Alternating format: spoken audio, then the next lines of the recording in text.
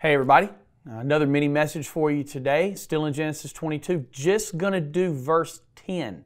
As I said, when we started this, we're going to move through this pretty slow. So in verse 10 it says, "Then he reached out his hand and took the knife to slay his son." Okay, let's go ahead and read verse 11 as well. "But the angel of the Lord called out to him from heaven, 'Abraham, Abraham, here I am,' he replied." Now, he stretched out his hand and took the knife to slay his son. He was willing to go through with it. This wasn't one of those moments of, I think he was just leading up to it, trying to figure out how to get out of it. He was really willing. He was really willing to go through with this. He was ready to plunge that knife into his son. Now that's a hard place to be. When I think about Charlie, my little girl, I can't even begin to fathom something like this. But see, Abraham had something in his head.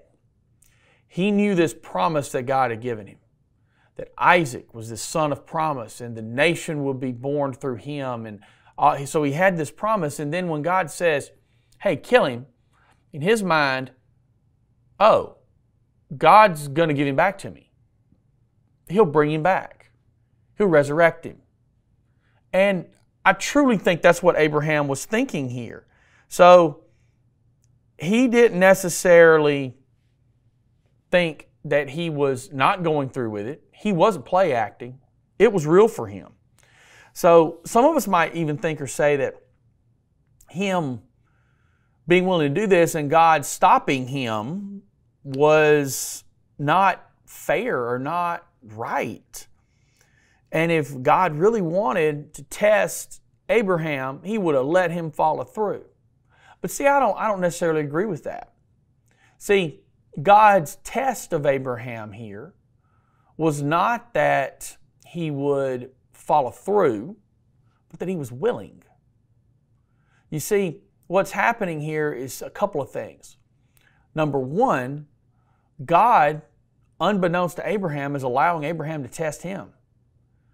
God's going to show himself to be faithful and trustworthy. And then at the same time, Abraham is being tested, but not really even for God, but for himself. See, God knows the faith that Abraham has, but Abraham needs to know it too. So he's allowing this to take place so that Abraham's own faith is revealed to him and God's faithfulness is even further revealed.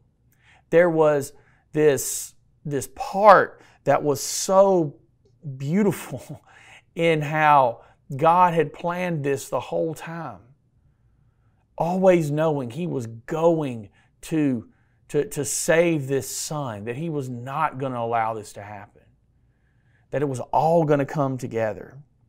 Look, one of the things that we have to understand is we know the will of God best when we're willing to do it. Abraham was willing. And that's what set him apart in his part of his faith. That's why we find him in the Hall of Fame of Faith. He was willing to follow God wherever God may lead, and he trusted him. He trusted him to take care of the details. See you guys again real soon. Have a good day.